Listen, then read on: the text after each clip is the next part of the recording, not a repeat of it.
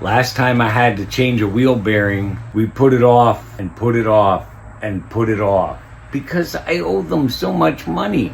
So for their sake and mine, we just kept putting it off as long as we could. Finally, I was like, no, we got to do this. Kid took the tire off, came to me and was like, dude, you had like maybe a few more miles left on that thing before it was going to come flying off.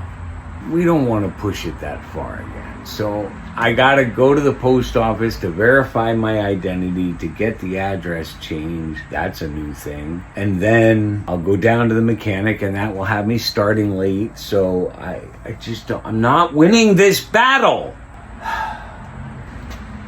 I'm sorry.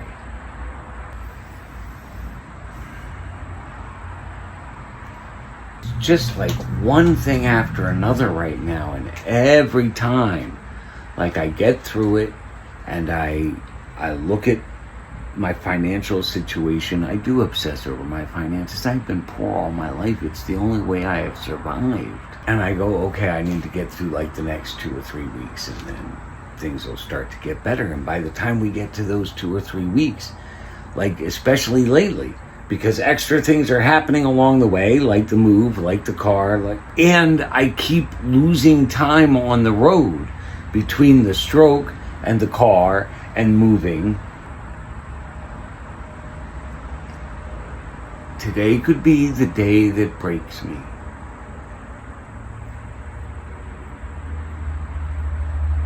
We shall see. So, when you're a jet, you're a jet all the way. So I'm home. Next, I want to look at the truck.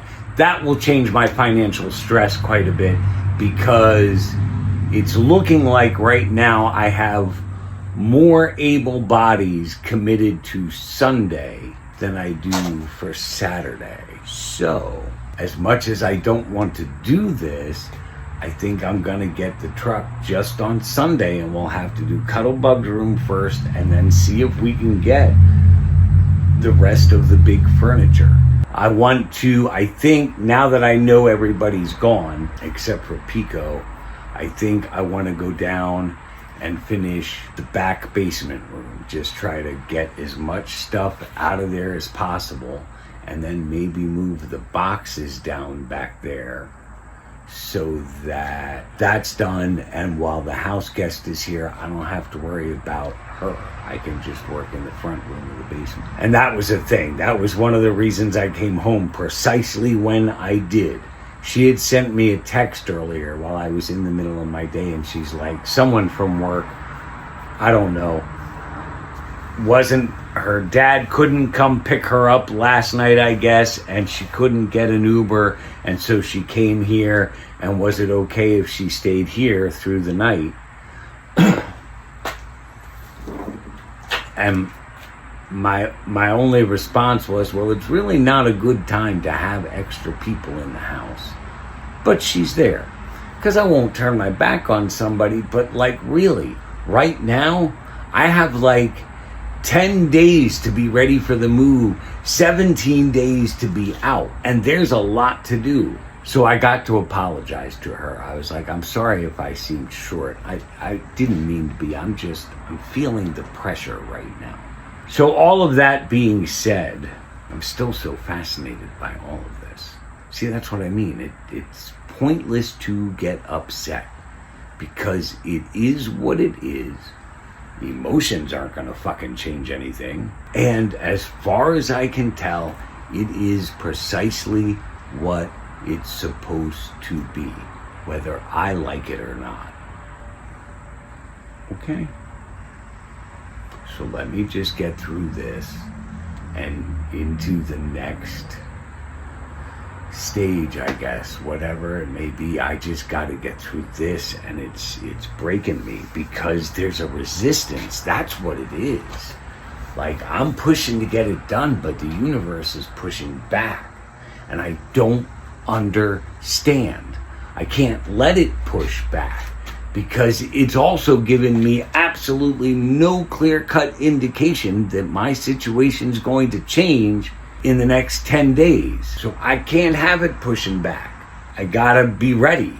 So I think my plan then is I'm going to focus on the basement tonight. I was going to come home and do the spirit room. I'm going to focus on the basement tonight to make sure that's all done. And I'm going to go do that now as soon as I look at the truck. This is me being extremely lazy. Oh my goodness. I don't know what I said before, but I pulled everything out of the back room except some big stuff that I have no room for. And I've pretty much pulled everything out of the garden shed. Everything out of the back room is now in here. Everything from the garden shed is in the garage or under the carport.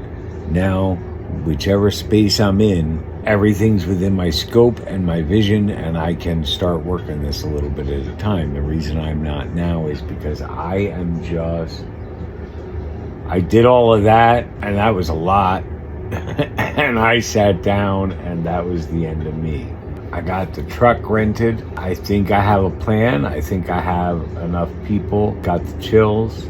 Probably because I'm laying, you can't see it happen. So I'm going to give myself a few minutes. I've been trying to get caught up on video. I think I'm as caught up as I'm going to get right now, because I need to go up and make sure stuff is together or straightened out for tomorrow and go the fuck to bed. I might be eating out tomorrow for lunch.